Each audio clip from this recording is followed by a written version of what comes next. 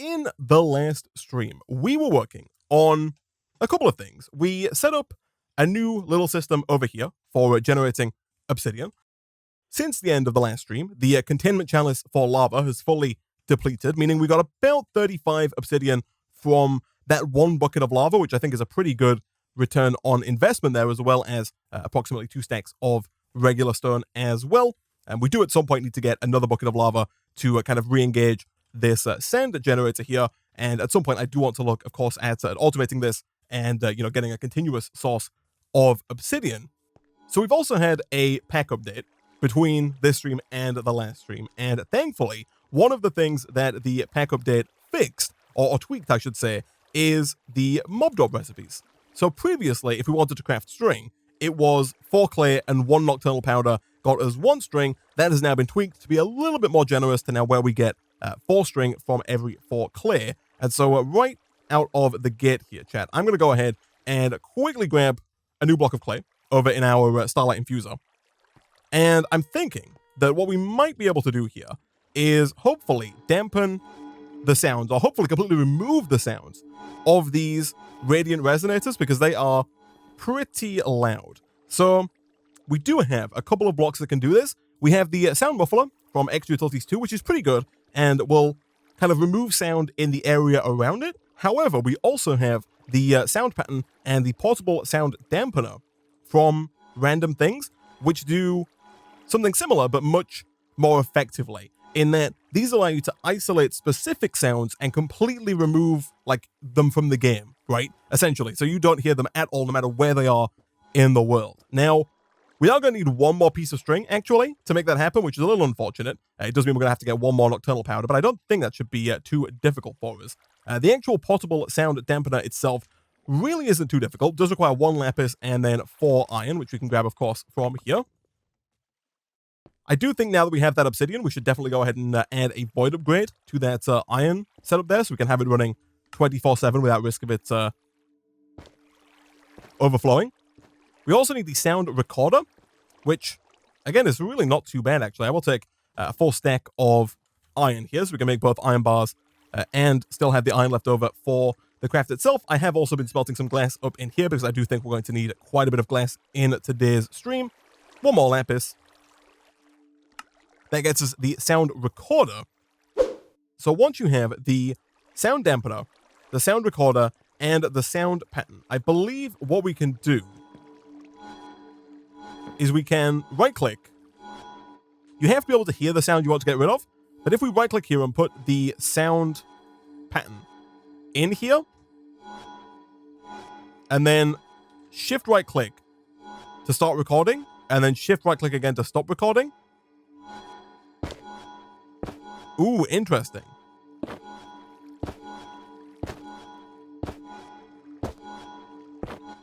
Here we go. What we should have, after a while, is all of the sounds that were heard during that recording time. So the first time I did it, I don't think I went quite long enough. The second time around, it worked quite well. So here what we can do is we can now put this guy in, and we can select which sounds we want to mute. So for example, let's say we want to get rid of that ambient water sound. Oh, we have to have multiple of them.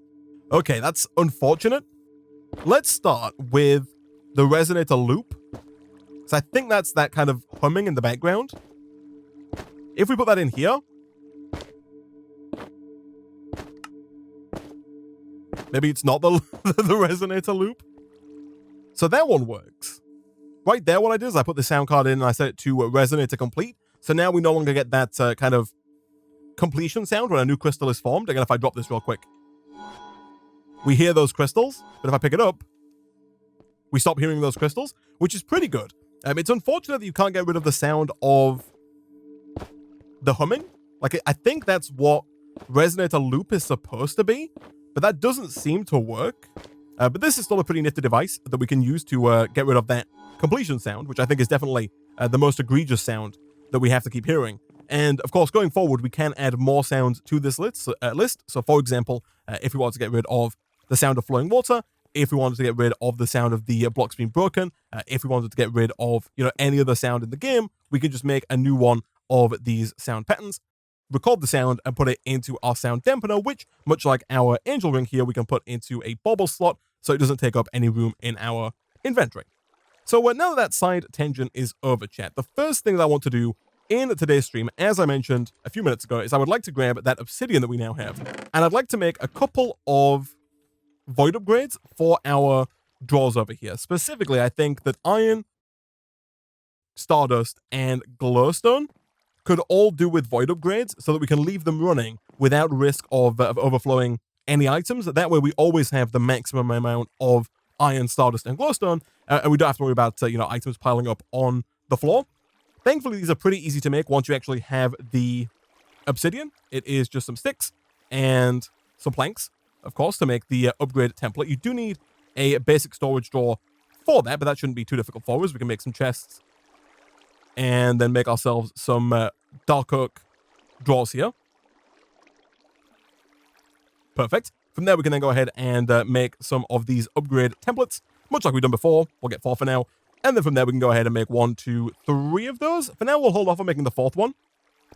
It's quite possible in the future that we really want to have these on all of our drawers, right? So they don't all overflow. But for now, I think our real problem drawers are iron, stardust, and glowstone. So now we can go ahead and turn that back on. Let that continually eject items out. And so despite the fact that we're full up on 2048, it will continue dropping them. And going forward, if we ever do use some iron or some stardust, it will be automatically replenished without us having to worry about things dropping on the floor, which is perfect. Now that that's taken care of, the kind of main thing that I want to work on at the beginning of today's stream is I would like to work on automating both our liquid starlight and after that, trying to automate the starlight infused one. I think we can do both of those things with the help of the mechanical users here from Extra Utilities 2. It says a mechanical user can be used to perform actions that a player would normally perform. It is highly customizable and thus very versatile. So these are not too difficult to make. They require 4 marble, 2 stardust, 2 rock crystals, and 1 blue lens here, which is glowstone, aquamarine, pistons, and glass lenses. I have gone ahead and made some glass lenses between streams here, so we should have a couple of those lying around. Yeah, we've got 9 of them right here in our inventory. I will also go ahead and temporarily dump out some of the stuff that we're not using here. So let's grab glowstone, stardust, and aquamarine. I believe that was basically everything we need there. Let's go ahead and bookmark both the mechanical user and also the scanner, because I think we will end up potentially making one of these a little later on in today's stream as well. We do also need some rock crystals, which is where all of that glass that we smelted comes into play. So over here, I've been smelting quite a bit of glass between streams. So let's go and craft a few of these. Unfortunately, the rock crystals do not stack, which is very unfortunate.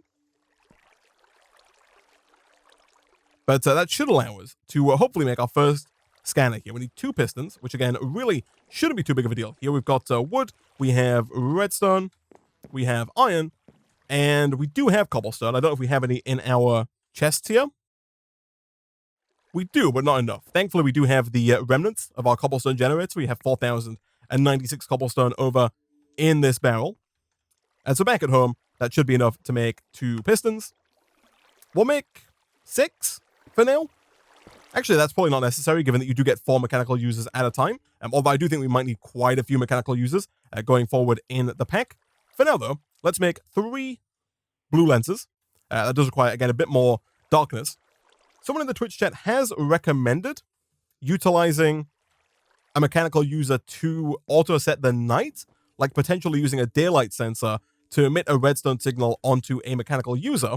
Also, I see like a shooting star there, but onto a mechanical user that like uses the clock for us. I don't know if that's going to work, but if it does, that could be very useful and could be a pretty easy way of keeping it kind of always at midnight, so we don't have to worry about using that clock manually.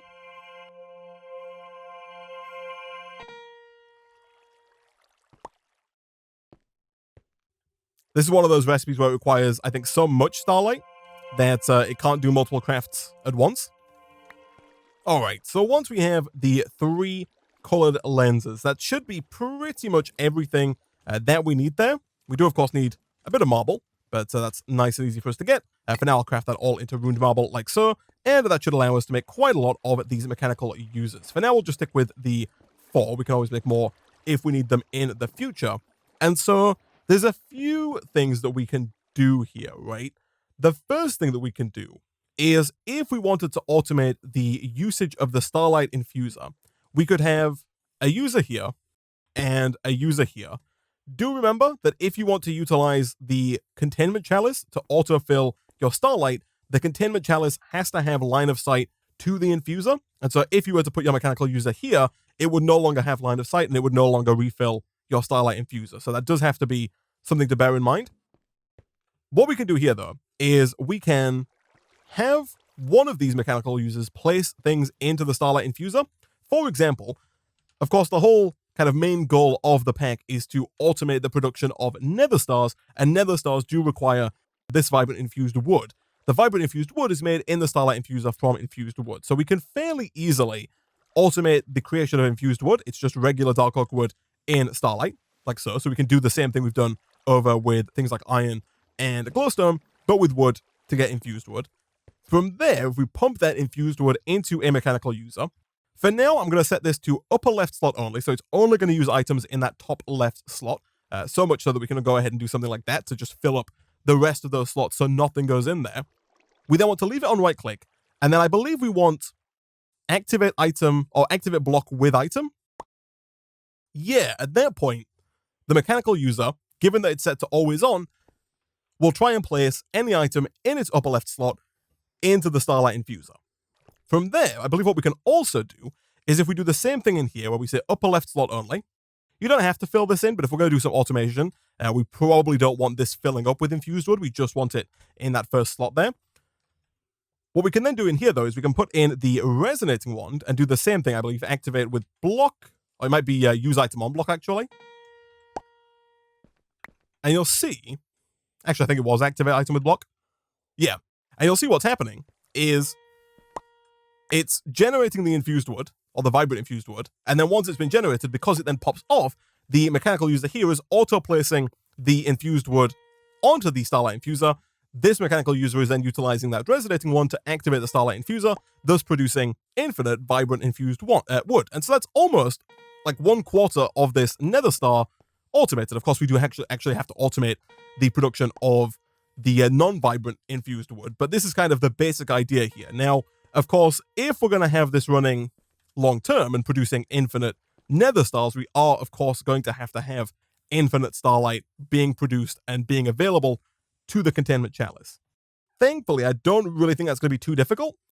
Again, the proof of concept here is something like this, with the mechanical user set to upper left slot only. I think, again, we do want activate item with block, this time with aquamarine. Yeah, that's going to right-click the aquamarine into the light well. And while we could, if we wanted to, craft up a mechanical user for every light well, we can also save ourselves a bunch of time and a bunch of resources by, of course, utilizing our good old friend here, the Ender Porcupine, and do a similar thing to what we've done with the miner here, where we have a whole array of light wells set up with an infinite source of aquamarine, like we have over here, and then just have one mechanical user pointing towards one Ender Porcupine, and then have that Ender Porcupine select the area that's full of light wells. And so I think what we're going to do is I think we're going to make some more light wells, because I think we're going to need quite a lot of starlight. The reason I think we're going to need quite a lot of starlight is because, one, we have to automate this, right? We have to automate infused wood. On top of that, we also have to automate the production of these celestial crystals. Up until now, we've been making our nether stars without those celestial crystals. However, I don't believe that we can automate crafting in the luminous crafting table, right? We have to automate crafting this way because we're going to do it in mechanical or analog crafters. And so to do that, we have to have automated celestial crystals. And as you'll remember from the last stream, the way that we make celestial crystals is we drop a rock crystal and a stardust into liquid starlight. And in that process, liquid starlight is used, right? And so we're going to have to be continually producing starlight for that as well. So I think what we're probably going to do here is we're going to grab our other two light wells, and I'm probably going to move all of these underground, and we're probably going to swap, I think, to an ender tank system where we generate all of our all of our starlight in one centralized location, and then kind of pipe it where we need it to go using ender tanks, which work in the exact same way as ender chests, but instead of transferring items from place to place, they transfer fluids. So basically, what I'm thinking here is that if we put down all of these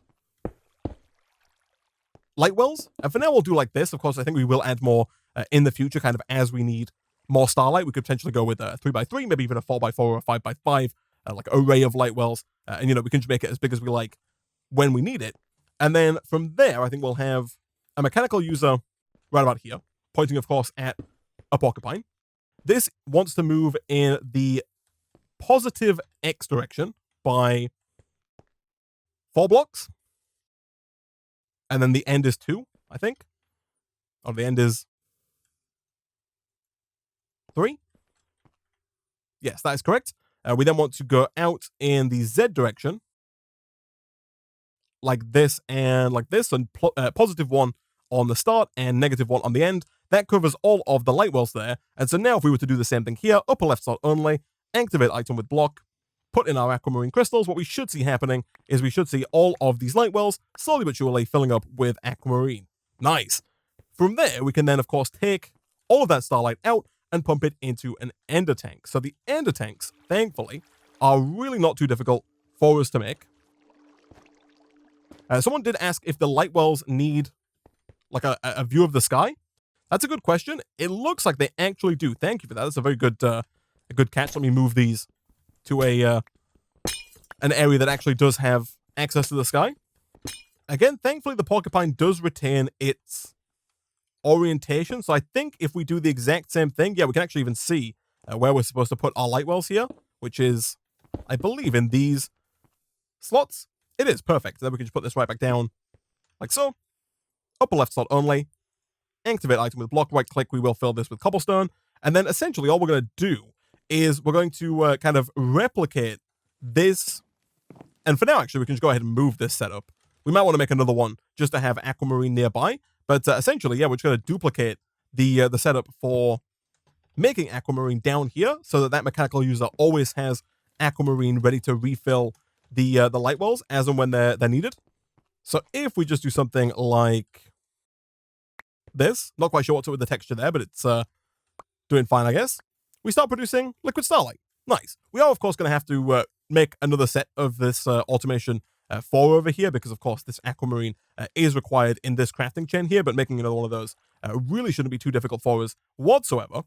And so, yeah, now let's go and see if we can make ourselves an ender tank. Again, I really don't think it's going to be too difficult. It is 4 glowstone, 1 iron, 1 ender pearl, 2 sooty marble, and 1 chiseled marble. And that gets you 4 ender tanks. So we actually already have a ton of glowstone. Let's take 1, 2, 3, 4. We'll also take an ender pearl. We should already have chiseled marble, and I'm also fairly certain that we should have at least 2 sooty marble. We totally do. Beautiful. So we'll take 2 of you, and then do we have specifically any chiseled marble lying around? We do. Beautiful. Okay. So I think, chat, that is basically everything for the ender tanks. It is. Nice. Now, I think what we are probably going to do over here is we're probably going to utilize fluid transfer nodes. There are fluid translocators, which I think we will use for situations like this one here. So we do, of course, have to pump liquid starlight, or some of our liquid starlight at least, into this containment chalice. And so I think we will use a fluid translocator for that. But given how many light wells we have, I don't really think the fluid translocators are going to work too well for that. Instead, in that scenario, I think it's better for us to go with the fluid transfer node and the transfer pipe and do something along the lines of... I was going to put the fluid transfer nodes on top, but then I remembered that we have to do it at the bottom. Unfortunately, you cannot extract the fluid from the top for whatever reason.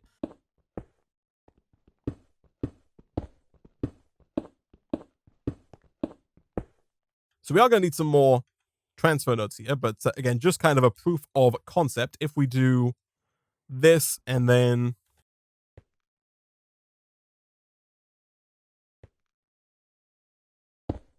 this, that should start filling up with liquid starlight.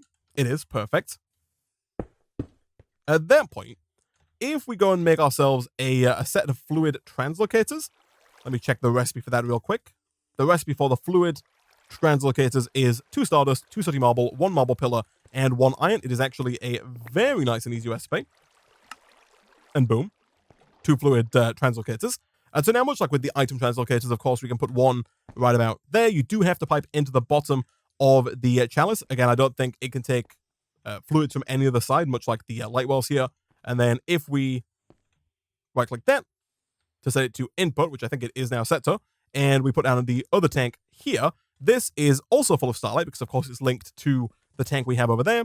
And then with this one, if we can get it on, we're going to put down a translocator like that, and we should have seen, or we might have seen if it was a little easy to see, the fluid moving up from here into the chalice. Right now, the chalice is completely full.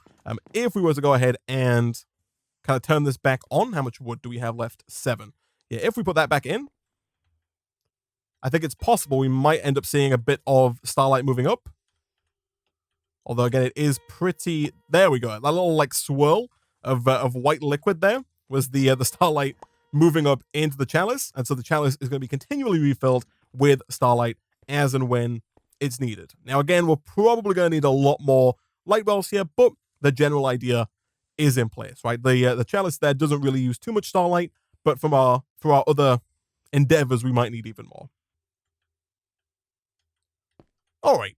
So now that all of those are hooked up, the next thing that I want to work on is the automation of these celestial crystals. So to make the celestial crystals, we have to place down liquid starlight.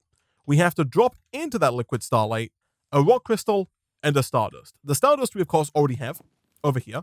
So what we can do fairly easily is we can put down an ender chest that is specific to stardust and then, move that over to an item dropper and drop those in. That's going to be easy enough for us to do. The harder part is going to be a few things, actually. It's going to be the placing of the liquid starlight. It's going to be the creation of the rock crystal. That shouldn't be too difficult, actually. And it's going to be the breaking of the celestial crystal at the right point in time, right? Because you have to drop the items in, you have to wait for it to become a crystal, and you also have to wait quite a while for it to turn into like an actual mineable crystal, right? You have to wait for it to hit stage 4. Thankfully, that is where our good old friend, the scanner, comes in. Now, the scanner is pretty much the same recipe as the mechanical user here, but it does require this monitoring crystal, which is made with 1 shaped radiant quartz, 2 gold nuggets, and 4 sticks. Now, I think we actually might have a block of shaped radiant quartz. We totally do, so we can craft that down and just keep one of those. I will also go ahead and dump a little bit of the stuff that we don't need right now out of my inventory because it is a bit of a mess. Also, actually, quick tangent. Let me see if this daylight sensor trick works. So the only thing we're missing for making the daylight sensor is nether quartz. And we can, I believe, I actually have 49 of those shaped radiant quartz in there, actually. But I do believe that we can grab the raw radiant quartz and drop those directly in to get nether quartz. And of course, we should do that over here where it's a little easier for us to actually pick up the resultant nether quartz. Perfect. Wooden slab wise, we do not have any, but that's fine. They're very easy to make. And then, yeah, we're pretty much done. Nice. Okay, so the daylight sensor combined with the mechanical user and the enhanced clock, or the enchanted clock, could do wonders for us here. So if we set that to night mode and we put down the mechanical user, I guess it doesn't matter where this faces. We want to set this to redstone on. Actually, I guess we want to set it to...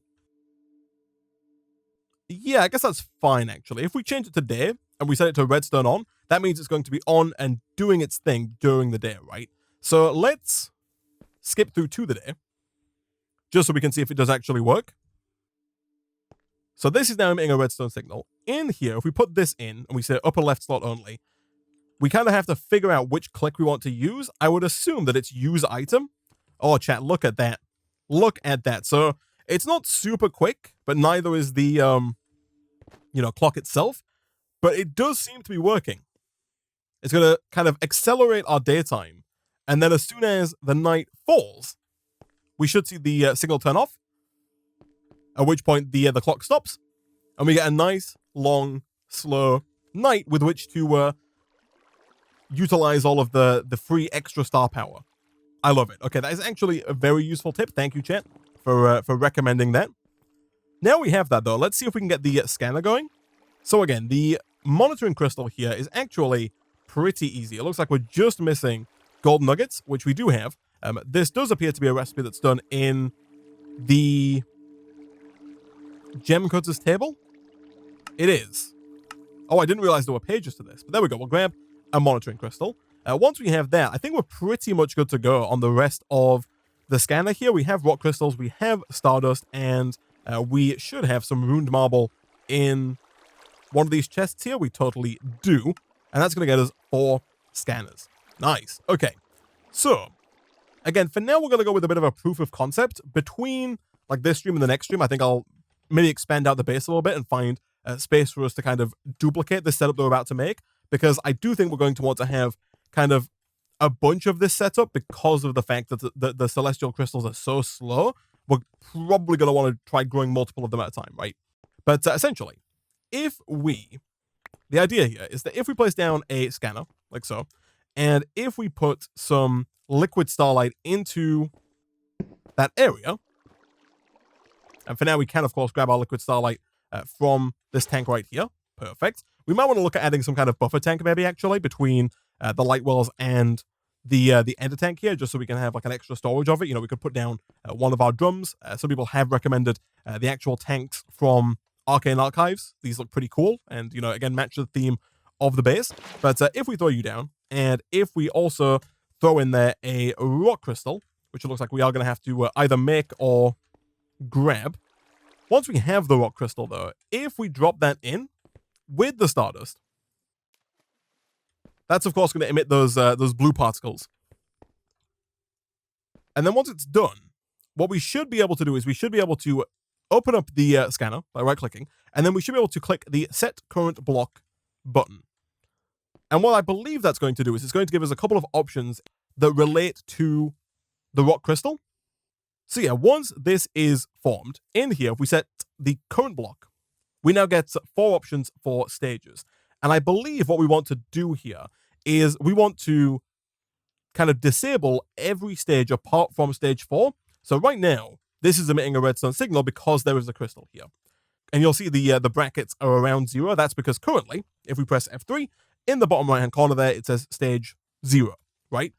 If we go ahead and click on the 0, there's now a line through that 0, so it's telling the detector, do not emit a redstone signal at stage 0, right?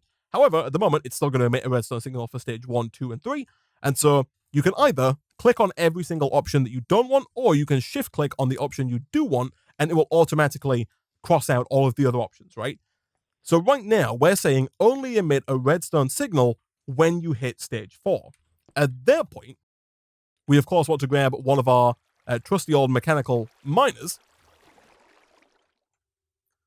which for now we can go ahead and put down like right about here. Again, preferably pointing in the right direction, like so. Of course, that was not intended because by default, these go down always on. We want to set this to redstone on, so it only turns on when it gets a redstone signal. This is a little bit weird. For whatever reason, this doesn't seem to work. Like you would think this would work. For example, if we were to put down cobblestone and then we say set current block, the redstone signal is emitted, but this doesn't break the block, which I find interesting. I also don't think, I don't know, maybe this will work. That does work. Yeah, I'm not quite sure what that is. I guess this is just like too short of a distance maybe, or there's some redstone logic interfering there. You can, if you want, do something like this and put like a repeater here for like an ultra compact setup. That does work. But for now, I guess we can probably do something like that. Right, and now if we put down cobblestone, it's instantly broken. Of course, that's not what we want. What we want is the crystal down. And so now we have the crystal. I'm going to disconnect this real quick because as soon as we click the set current block button, it is going to turn on. Again, we're going to shift click on 4. So now this should be set up correctly, right? This should automatically break the celestial crystal when it reaches stage 4, thus giving us a usable celestial crystal that we could use to autocraft a nether star. That's kind of stage 1 of the problem taken care of. There were a few more stages we have to get, sorted out. The next problem is getting liquid starlight onto the ground. Because to the best of my knowledge, we don't have any kind of like automatic fluid places. The best thing that I think we have is a mechanical user with a bucket. But that kind of raises its own problem in that we have to, of course, the ice melted. But that kind of raises its own problem in that we have to get liquid starlight automatically into a bucket, which I think, again, in and of itself is going to be an issue that we have to tackle with mechanical users, which is why I made so many of these colored lenses earlier. So let's go ahead. Can we make another set of mechanical users here? We totally can. We need 2 more of the old celestial, and by celestial I mean rock crystals. 1 and 2. Let's get 4 more of you. Okay, so my plan was going to be a little janky, and it was going to be to kind of have a normal bucket, like a Minecraft bucket, in a mechanical user that was going to like right click on this tank, and then we were going to use like an ender chest maybe to move that full bucket over to where it needed to be, at which point we could then go ahead and, you know, place it down and then send the empty bucket back. However, the all-wise and all-knowing Twitch chat has recommended this guy right here, the Radiant Amphora, which can be used to transfer fluids to and from a radiant tank or reservoir matrix. It's 4 radiant dust, 4 clay, and 4 gold nuggets. That seems extremely doable. Let's quickly grab a bit of sand and get our block of clay going over here. Do we have our resonating one? We totally do. For now, let's stop this guy. I guess, can we take this out? Yeah, we can. I was going to say, there's no way you have to, like, go through with that. That's going to get us the clay. As for the dust, I guess for now, actually, we can just go ahead and grab some of our quartz, right? And do it the more efficient way, aka the manual way, over here. Perfect. And then what was the last part? Gold nuggets? Yeah, which we have in our inventory. Perfect. So let's take you. Craft that down. And then back over here again. That should be pretty much everything for this Radiant Amphora. Now, I believe, as said in the tooltip here, we need a Radiant tank. This guy is a containment field with 2 shaped Radiant quartz and 1 gold. The containment field is quartz, gold, and a scintillating inlay, I think, which is radiant dust, redstone, gold, and gold. Okay, I think that, I don't know if I pronounced that correctly, but that sounds maybe right. So let's get more dust. We've got a bunch of actual radiant quartz, so that's not going to be a problem. So in order to get this guy, we need redstone and actual gold ingots. Thankfully, we are now mass producing both of those. So I believe it wanted 12 redstone, but we already have 54, so that's fine.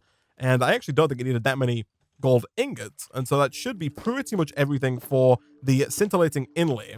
Once we have the scintillating inlay, getting the containment field is just 2 shaped radiant quartz, which again, we can actually grab out of our chest right here. And boom, we have a containment field. Okay, so once we have that, we are pretty much good to go. We're doing 2 more of the shaped quartz here. We should actually just grab a bunch of it. And then we can get a tank. Actually, 4 tanks. Perfect. So, I've not played with these. However, I am being led to believe that if we were to, for example, let's move this guy. Let's first of all get rid of some of the trash that's clogging up our inventory here.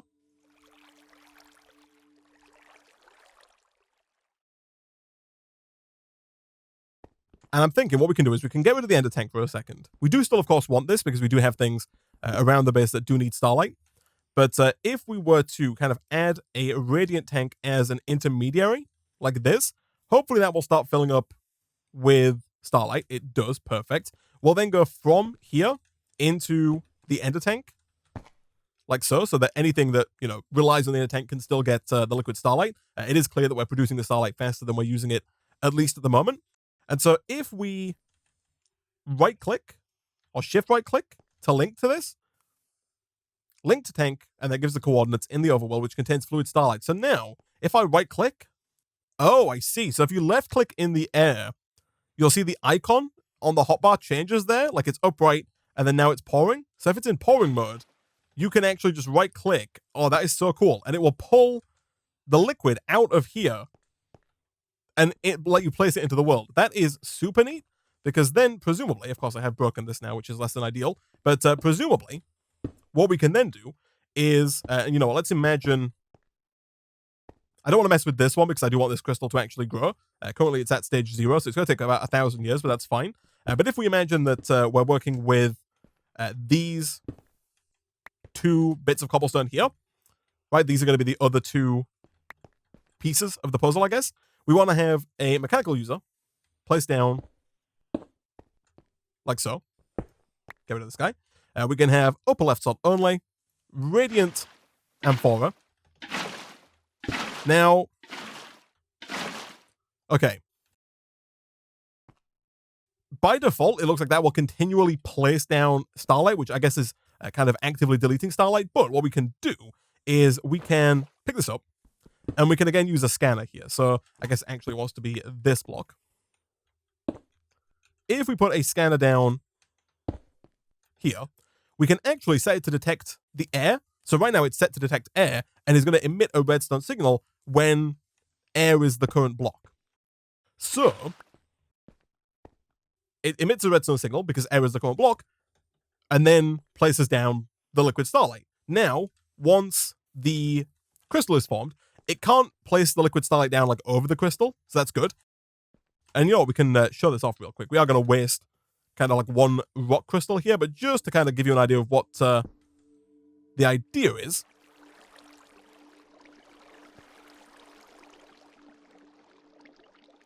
If we drop in our 1 rock crystal and 1 stardust, again, we should see that turn into a celestial crystal. That's going to produce the cluster. And then, of course, you know, let's imagine that these 2 here, you know, eventually these 2 are going to be merged into 1, right? We're going to have all 4 of them in like 1 area. So after a while, it becomes a tier 4 crystal. This mechanical miner, which is going to be here, would break it.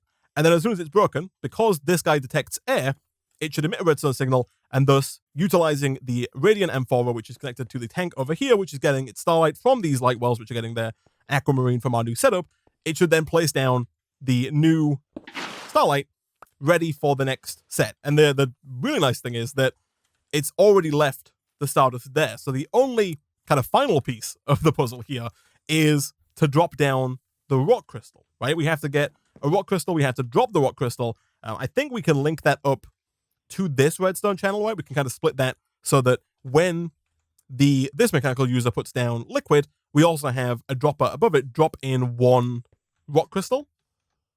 I think that's ideal. Do we still have like 1 mechanical user left down here? And by a mechanical user, I mean a mechanical crafter. It would appear the answer is no. How hard were they to make? They're actually not too bad. So yeah, we'll craft up a new radiant crafting table, and then the only thing we're missing here again are the rock crystals, which thankfully are pretty easy for us to make. This is going to require that we automate the production of glass, right? Which again shouldn't be too difficult to do. We do have infinite lava, and we can of course make sand from that lava, and therefore make, you know, infinite glass. We have wood for infinite fuel. The idea here being that we're going to have a mechanical crafter, and I guess we also want another dropper as well. Do we have a spare dropper lying around? That's one thing that I think we do. Perfect. So much like all of the other machines here, I'm hoping that this dropper does have... Oh, we know it has a redstone mode, right? Eject when pulsed. I think that's what we want. I think because we only want it to eject one item. So this is obviously very janky. But just to kind of test if this works, if I were to put in a rock crystal up there, and then I was to get rid of the starlight, I want to see if it drops it in. So if we go ahead and... Why you all these things are so full. Let's do...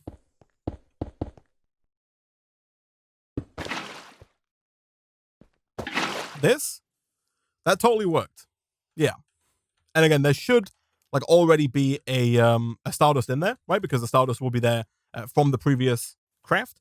So again, we're being a bit wasteful here, but just in the interest of science, and we should also like have a crafting table out here, honestly. That would make my life a lot easier. But in the interest of kind of full science here, up here we're going to have, of course, a mechanical crafter that via the use of translocators, which again, we should have more translocators hanging out over here. We definitely do. So up here, we're going to have something like, you know, a mechanical crafter To the one side of that, we'll have the ice barrel with infinite ice. To the other side of that, we'll have, maybe a furnace that's smelting the glass that's coming from a sand generator nearby. Again, we might want to end up using ender tanks to move sand around or glass around, one of the two. But it makes a crystal. If we then break the crystal,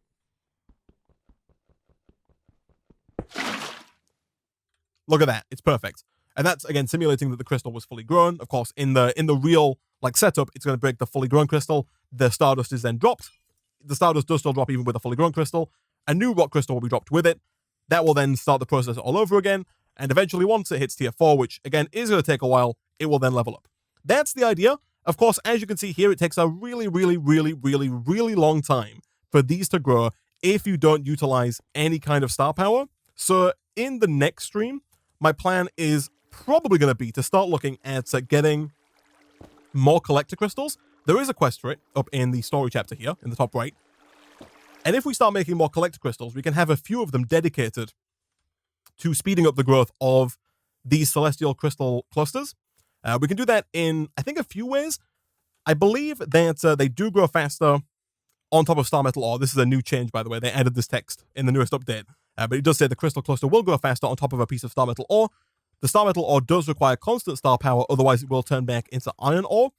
So yeah, this is the plan. Of course, we're going to merge these two designs into one design and set up the crafting. Alas, we have run out of time for today. And so when we come back in the next stream, we're going to hopefully, like I said, merge all this up. Between streams, I'll probably work on setting up some new base space. I did between streams kind of expand out these islands a little bit to make room for these relays that are adding to our star power. Before they were just kind of slapped on, now they're nicely embedded in the floor there. I might do some similar stuff kind of maybe here and here to make new rooms for our automation setups that are over here at the minute.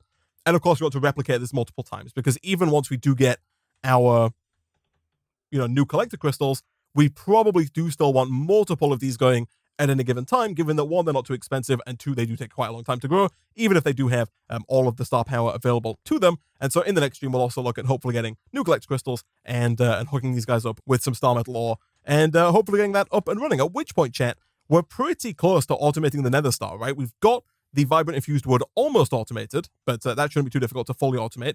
Glowstone we can automate with one mechanical crafter because we're already making actual glowstone. Shaped radiant quartz we can also automate with just a crusher and a crafter because we already have the radiant quartz being automated. All we have to do is craft it and then crush it and then craft it again, and then that part's done. And then once we have more of our collector crystals, we should be able to dedicate a few of them to turning sandstone into endstone. And again, given that we have automated sand, that shouldn't be too difficult for us to do. And at that point, we pretty much have automated nether stars, and we can then look at potentially getting into a couple of the challenge quests here. But for now, guys, I'm going to go ahead and wrap up the Star Factory portion of today's stream there.